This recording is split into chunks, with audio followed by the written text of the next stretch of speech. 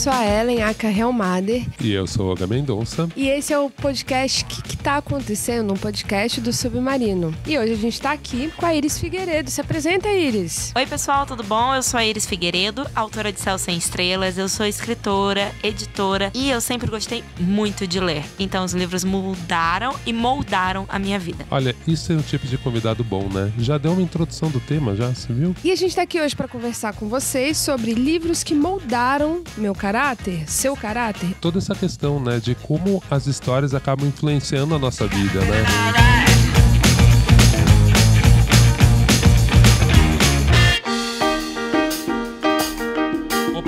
Opa.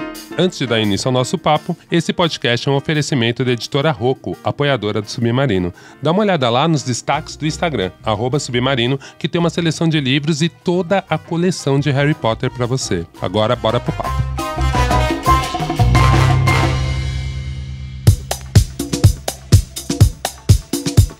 A gente vai começar a falar primeiro dos livros que moldaram o nosso caráter, que nos influenciaram, das histórias. Tem alguma, assim? Qual que foi que te pegou mais, assim? Eu tenho várias histórias e momentos diferentes da minha vida, né? Mas aquela... É por isso que eu fiquei nessa dúvida mesmo. Porque eu fico pensando, sempre me vem os mais recentes, né? Tipo, nossa, por causa desse livro eu tô pensando assim. Mas qual que foi o primeiro? Você consegue nomear? Pra mim é meio difícil também. Primeiro é completamente quase impossível, porque eu cresci numa casa de leitores.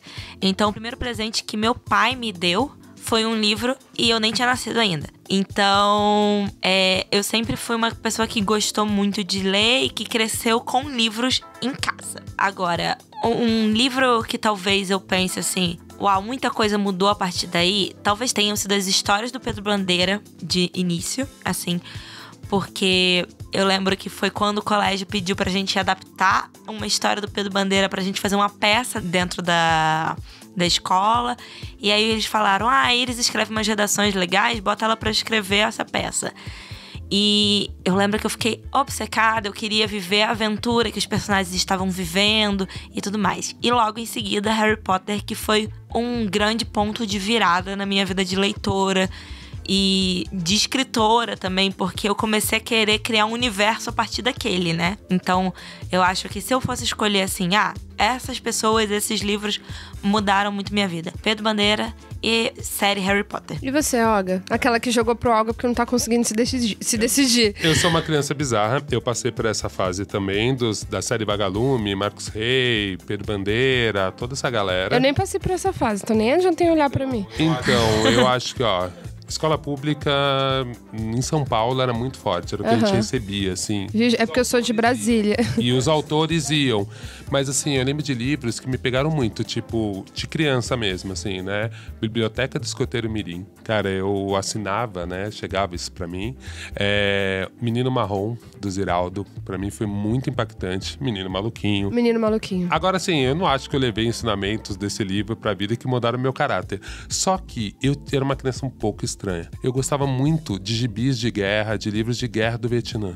Eu pirava muito nesse assunto. Meu Deus. E depois eu fui entendendo. Eu gostava de ver o ser humano no limite, sabe? Tipo assim, o que você faz quando você tá desesperado, assim? E anos 80, né? As pessoas não entendiam que uma criança não era legal ver filmes de guerra. Eles achavam muito bonitinho que eu lia coisa de adulto. Ai, que legal, ele adora ler. Então, me deixavam ler qualquer coisa. Eu li Platum. Gente, criança? Não, devia ter uns 12 anos, no máximo. E assim, hoje em dia eu falo, cara, não é legal ler um Platum. E era são um livro bem grande e era, realmente, tem um puta gancho, você vai lendo. Mas eu gostava muito dessa questão do limite. Então, eu falo que eu não sou uma criança muito padrão, assim. Eu gostava de coisas da minha idade, mas eu adorava ler guerra e coisas desse tipo, assim. Cara, é engraçado vocês ficam falando, eu fico, meu Deus, o que eu li na minha infância? Minha mãe era professora, né? Então, teve algumas coisas muito influenciadas por ela. E meu irmão é 13 anos mais velho do que eu. Então tinha muita coisa dele. Então assim, lá em casa tinha toda a coleção do Monteiro Lobato. Então eu li tudo, assim, de Sítio Pica-Pau Amarelo. Tudo. Mas é isso, não sei se moldou meu caráter. Se tiver moldado, talvez tenha sido por um mau caráter, né? Porque o Monteiro Lobato não é um cara muito legal, que a gente descobre isso depois, né, de mais velho. E isso era complicado, né? Porque realmente a gente lia o Monteiro Lobato, era educado por ele. E eu, enquanto pessoa negra, sei todos os pontos, né, que são prejudiciais. é até uma discussão bem interessante, assim, dentro dos movimentos negros, né? A gente cancela o Monteiro Lobato ou a gente discute todos aqueles pontos bem complicados? Porque tinha coisas interessantes ali na educação. Quando eu era criança, eu não conseguia perceber essa dinâmica racista que tinha, mesmo machista.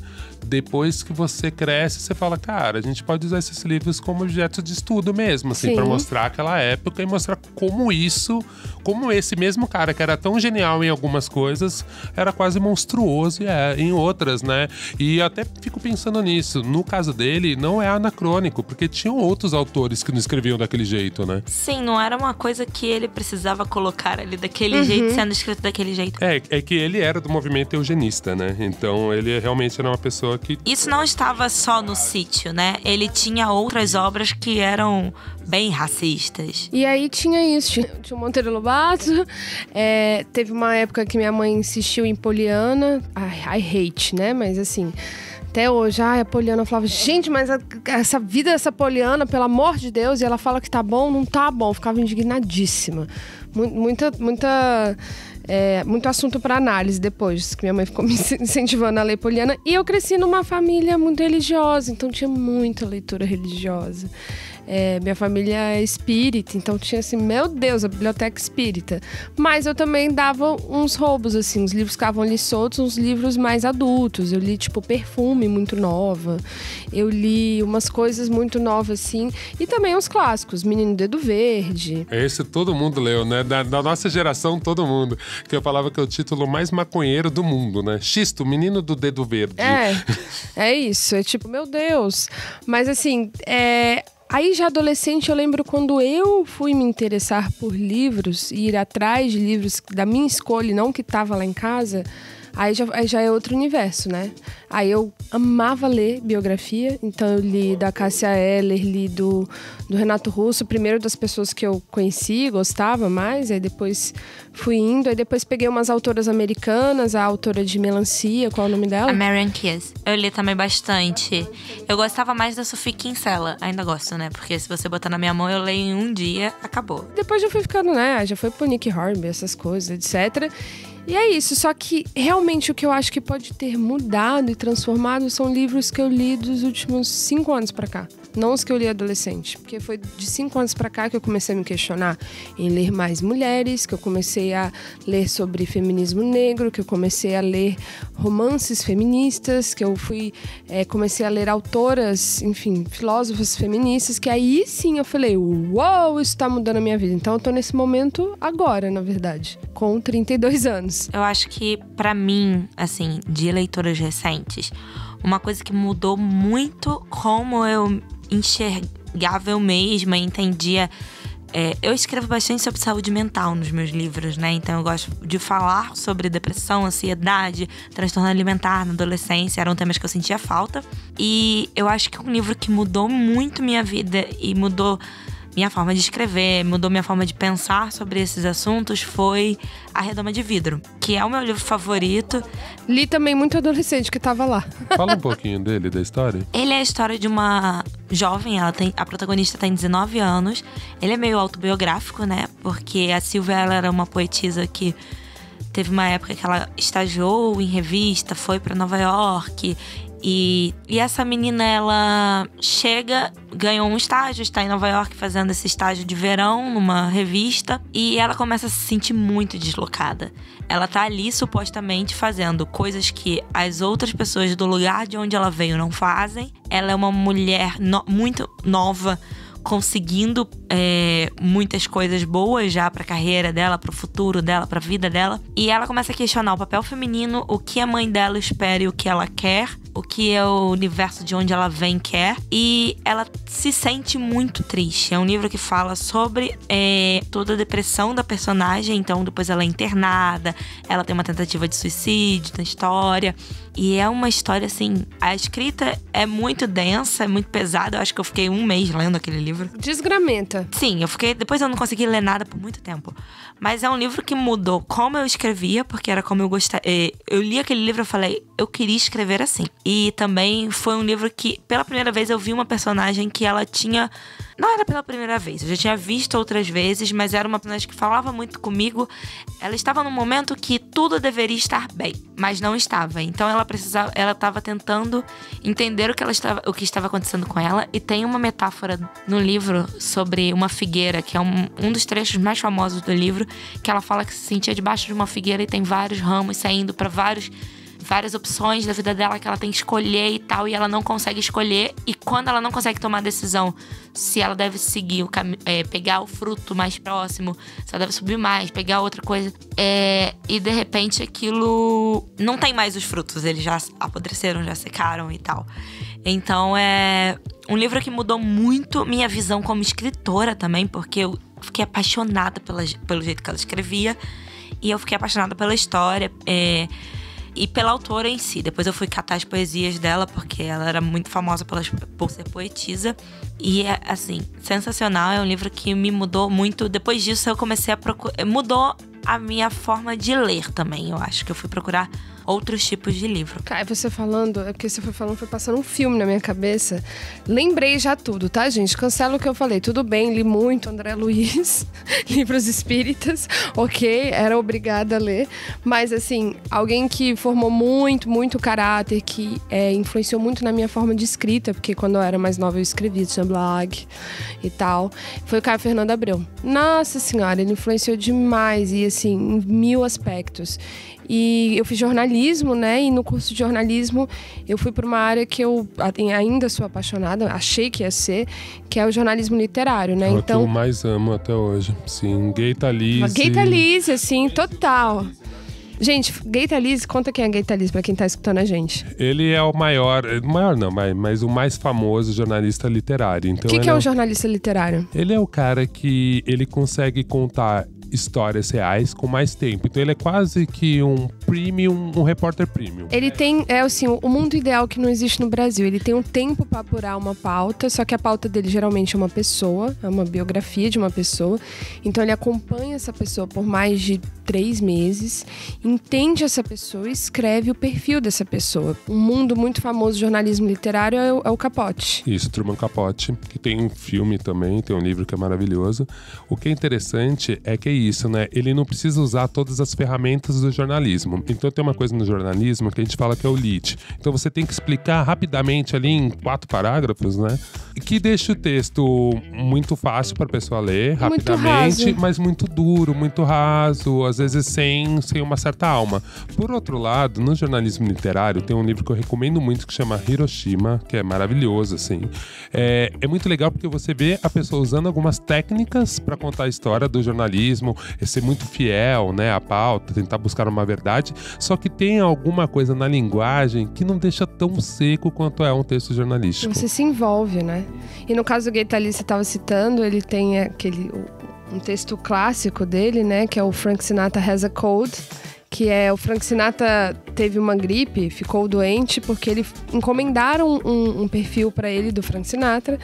E o Frank Sinatra era um cara um pouco problemático. Ele, enfim, bebia muito, odiava jornalista, odiava dar entrevista. A gente sabe por quê, né? Também envolvido com uma galera não muito legal. O Frank Sinatra, ele tava no rolê pesado. Ele era gangsta rap sem estar no gangsta e sem estar no rap. Exatamente. E aí o Gaita Lise, ele ficou... Todo lugar que ele ia, marcava a entrevista, o Frank Sinatra tinha ido embora, tinha cancelado, tinha saído.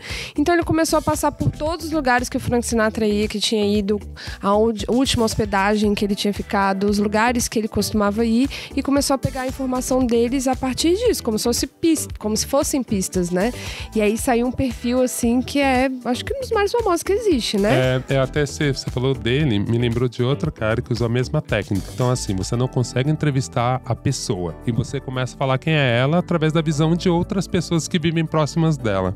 Tem um cara que o nome é impronunciável, que é Ryszard Kapuscinski, que ele fez O Imperador. Ele escreve sobre o Haile Selassie, que pra quem é Rastafari, enfim, né, ele é uma divindade, e que foi um cara que governou, né, a Etiópia por 44 anos, e é isso, ele não conseguiu falar com o imperador. Então ele falava com todo mundo que foi empregado nesse lugar, né, na Etiópia dessa época. E é maravilhoso. É um assim. jornalismo investigativo também, Só né? que ele escreve de um jeito que você se envolve, tá ali, né?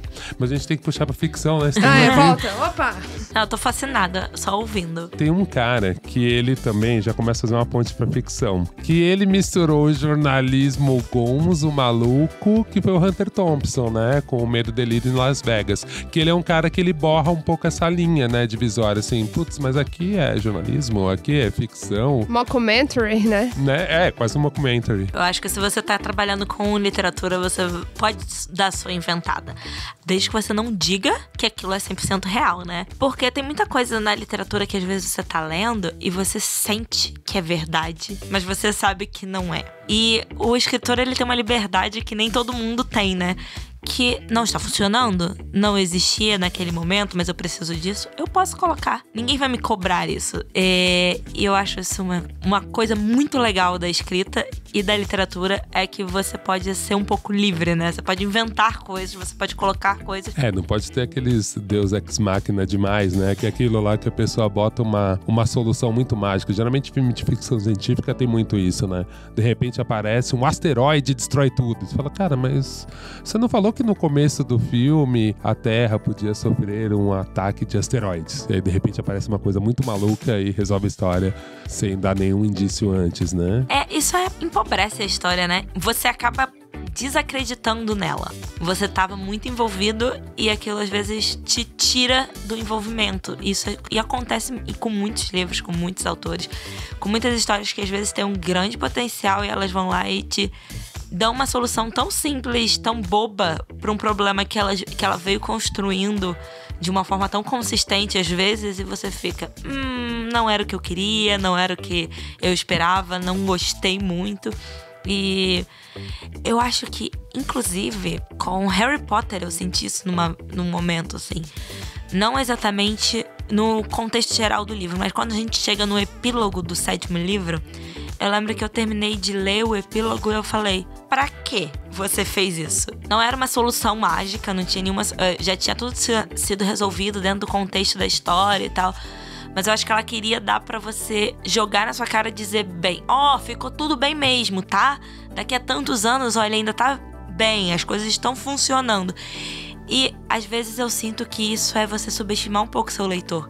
Você chegar e dizer pra ele assim, isso aconteceu, você precisa saber, viveram felizes para sempre, meio novela do Manuel Carlos, assim, que você precisa daquele final bem fechadinho e você não dá espaço pro seu leitor imaginar. Porque o que pra mim, pelo menos como leitora de Harry Potter, que eu amava, eu não queria saber o que tinha acontecido com o Harry quando ele ficou velho e teve filho. Então, Iris, aproveitando que você entrou no Harry Potter, já foi até pro 7º livro, peraí, vamos voltar, vamos dar uns passinhos pra trás. É impossível a gente falar do que, né, de falar de histórias que moldaram a nossa vida, nosso caráter, nossa estrutura, ainda mais nessa geração aqui dessa mesa, que é uma geração entre 27 até 40 anos, sem falar de Harry Potter, né? Então, assim, a primeira pergunta que eu queria fazer pra você é: por que você acha, você, Iris, e você, Olga, também, por que o Harry Potter funcionou tão bem, né? O que aconteceu? Qual foi a transformação de Harry Potter para a sociedade, assim?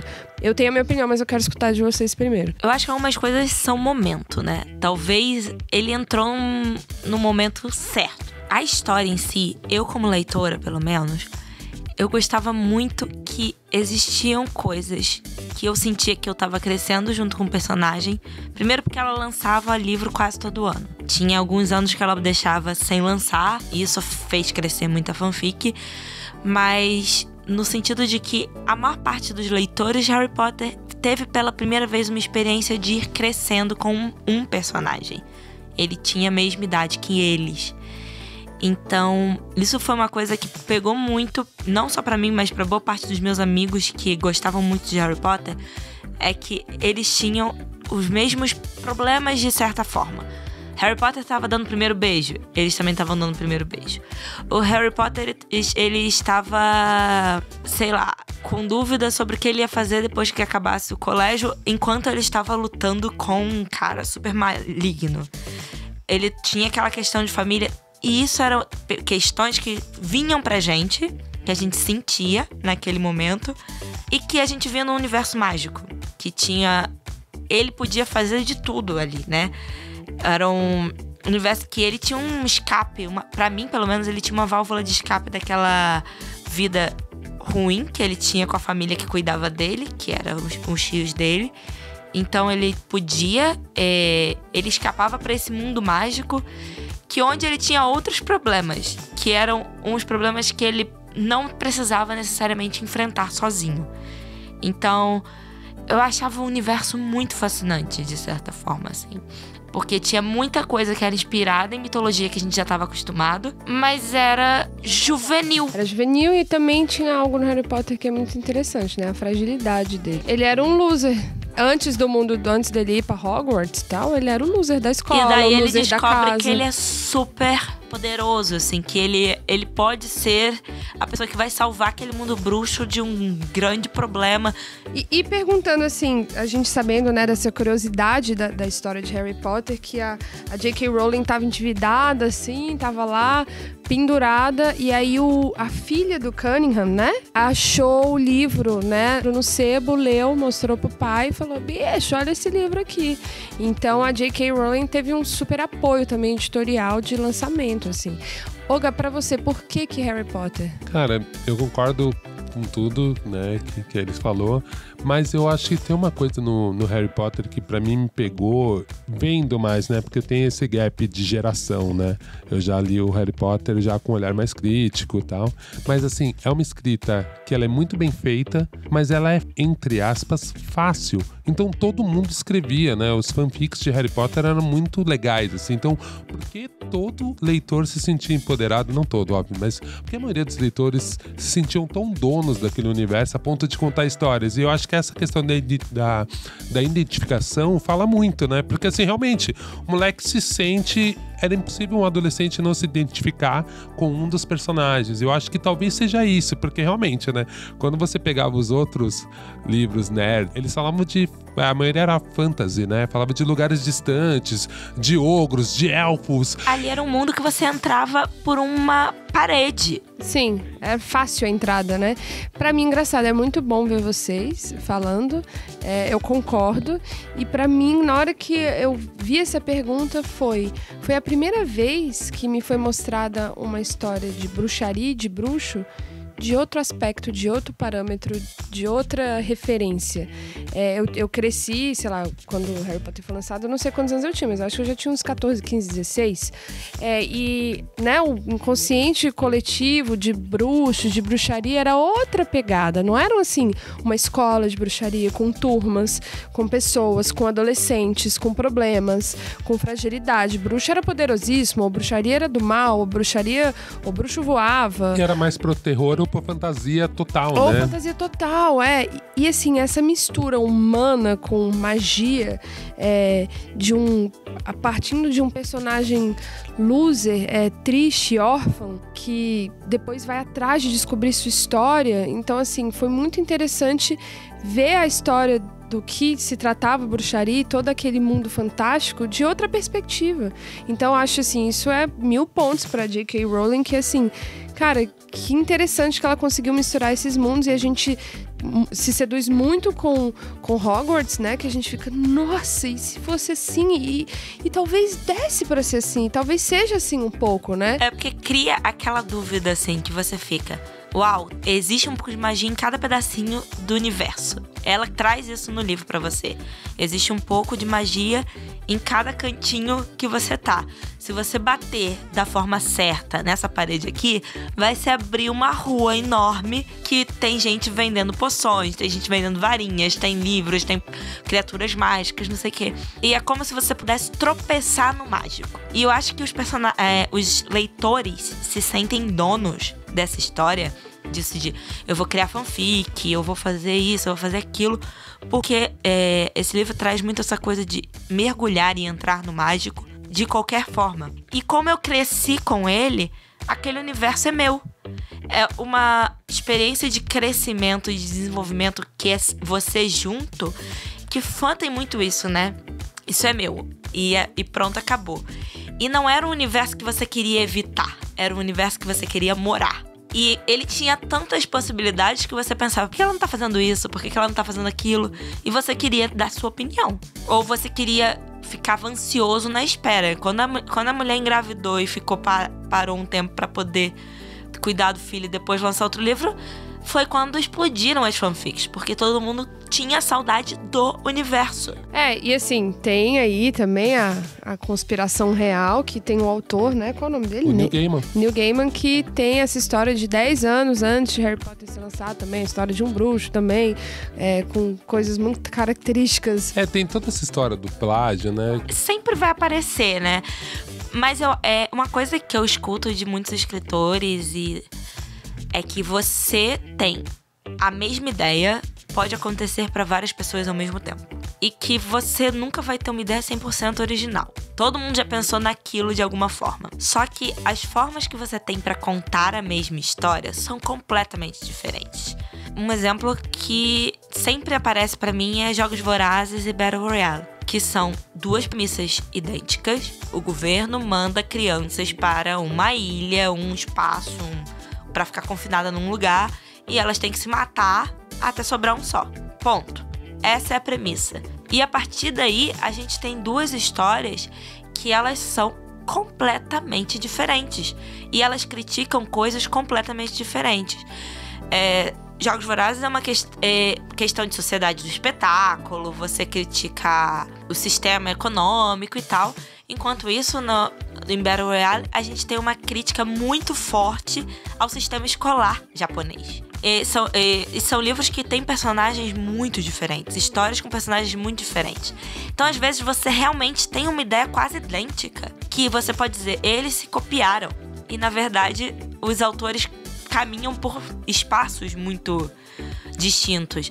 E eu acho isso muito legal na escrita, porque existe uma bagagem que é só sua e que ninguém vai poder contar a mesma história que você. Quem fala muito isso é a Socorro Racioli, que é uma escritora brasileira. Ela fala com muita frequência que existe uma história que só você pode contar. Que às vezes outra pessoa vai pensar na mesma história que você e você vai contar aquela história de um jeito totalmente diferente, porque você é uma pessoa diferente e você pode aproveitar a mesma mitologia, porque eram dois ingleses, sabe, trabalhando em cima de uma mesma bagagem cresceram com os mesmos contos de fadas, cresceram com os mesmos mitos, cresceram com as mesmas ideias, frequentando a mesma cultura, só que ela se manifesta de outro jeito. E isso é sempre muito interessante. Por isso que também a gente não registra ideia, né? Esse assunto dá um outro podcast, né? Eu adoro mais discutir... um spin-off aqui dentro. Eu adoro discutir plágio dentro da música. Nossa, é bom demais. E o que é plágio, o que é apropriação, o que é próximo. Então, nossa, realmente é um universo, assim.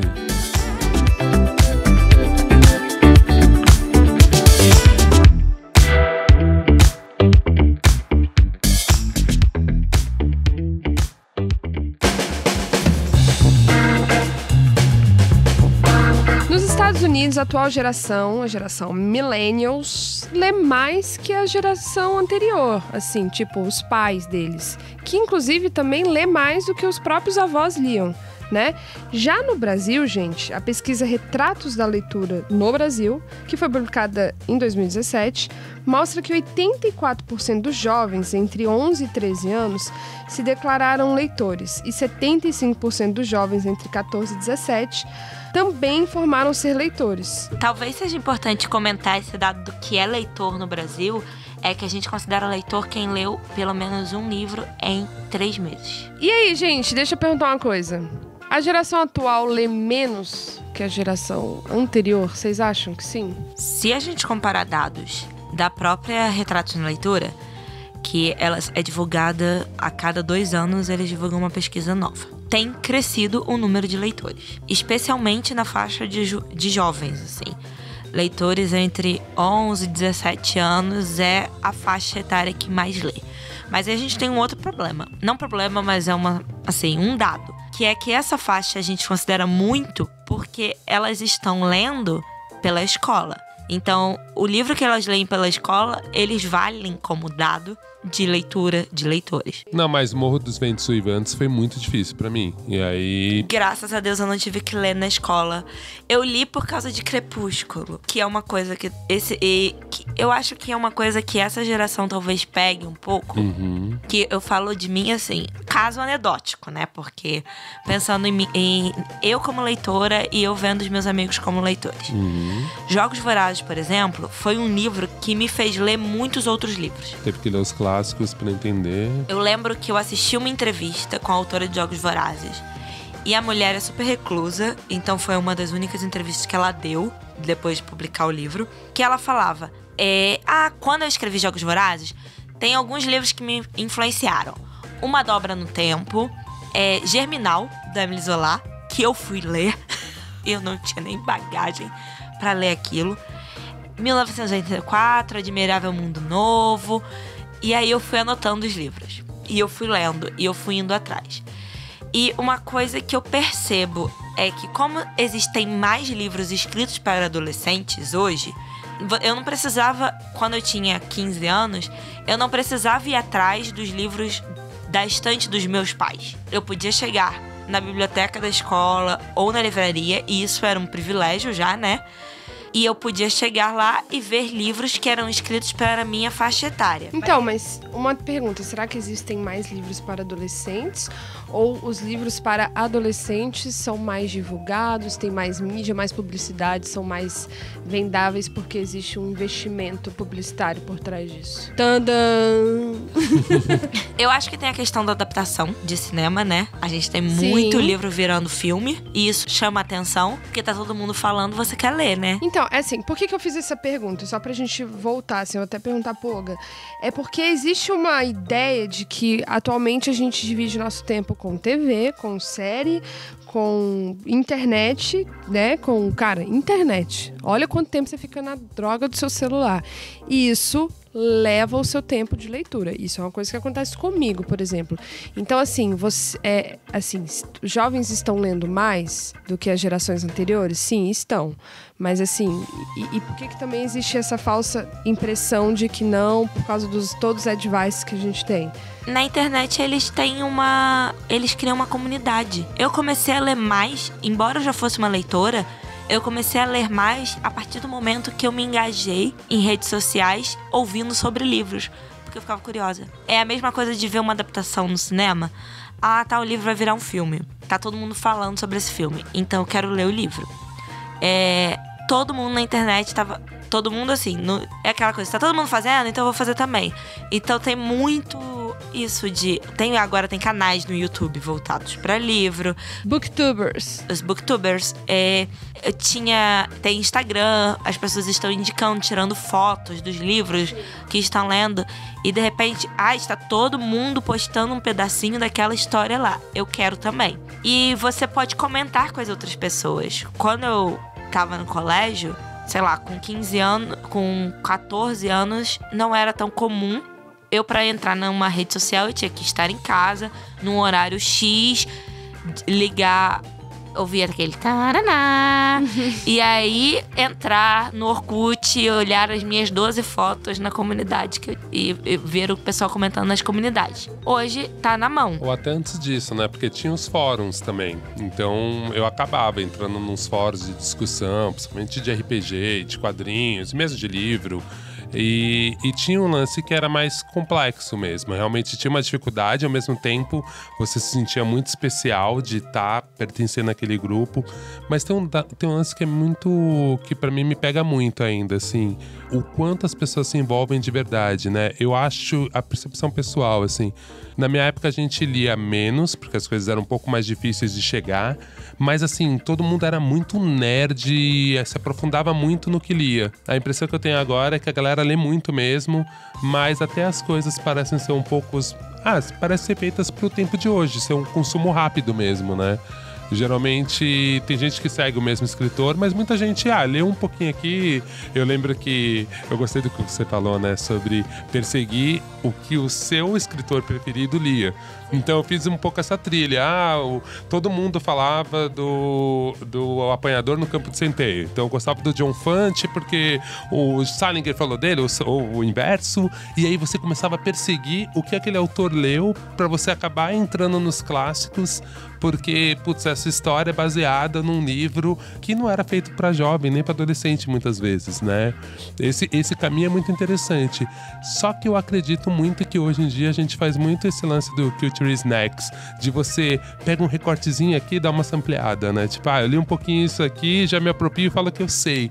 E às vezes eu fico meio na dúvida. Talvez nem tanto a leitura, porque a leitura é meio difícil de mentir. Mas assim, tem gente que nem conhece a banda, nem ouviu o álbum inteiro, ouviu uma música e tipo, eu sei qual que é o Ramones. Você não sabe? Tipo, você viu uma coisa só. Às vezes é meio difícil no mundo de hoje. Eu acho que se eu fosse um adolescente, seria mais complicado ainda manter esse foco, né? Porque você tem muita informação e ela tá na tua mão. Mas tem umas coisas que são interessantes porque mudaram-se relações de leitura. Então eu vejo, assim, os meus leitores e leitores dos meus amigos escritores, eles estão lá lendo o meu livro e aí eles olham pra parte de trás, tem o comentário de um outro autor. E eu sempre tento colocar livros, os personagens lendo alguma história ou algum livro sendo mencionado. E daí eles vêm e falam assim, eu li porque fala no livro, eu gostei muito do livro, então eu pensei, deve ser parecido, já que é o livro favorito dessa personagem. Isso foi uma coisa que eu senti muito com Crepúsculo, que todo mundo foi ler O Morro dos Ventos Uivantes.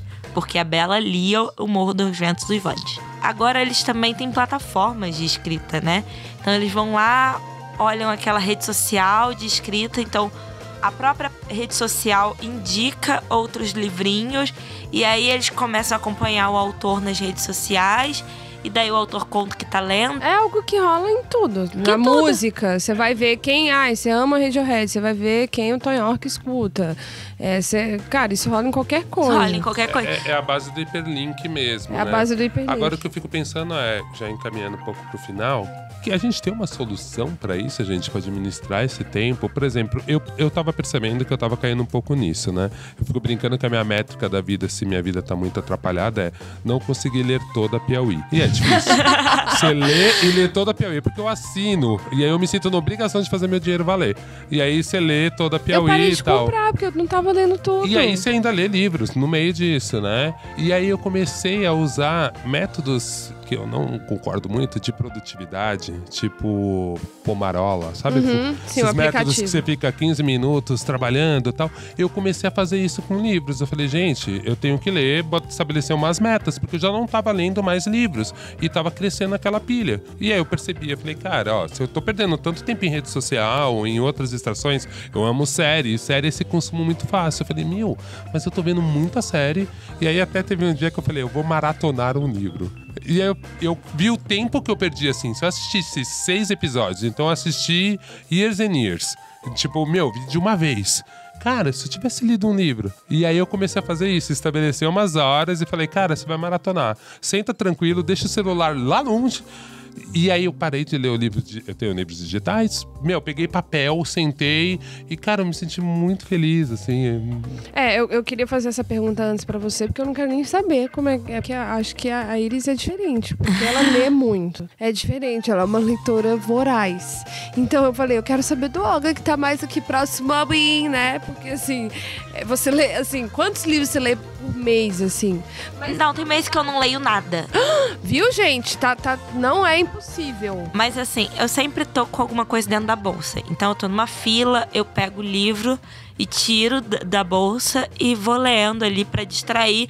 Em vez de eu perder não, assim, eu ficar rodando minha timeline do Instagram, dando like. Ser infeliz. E ficar triste. Ficar rindo no Twitter de gif de gatinho. Que eu faço muito, inclusive. Mas eu pego o livro e fico lendo. Mas às vezes eu não tô com afim de ler. Eu tento ler e não consigo. Esse ano teve uns meses que eu não li nada. Mas eu começo a ler uns pedacinhos do livro, às vezes. E aí eu não consigo terminar. Aí chega uma época que eu sinto, agora eu tô com mais afim de ler.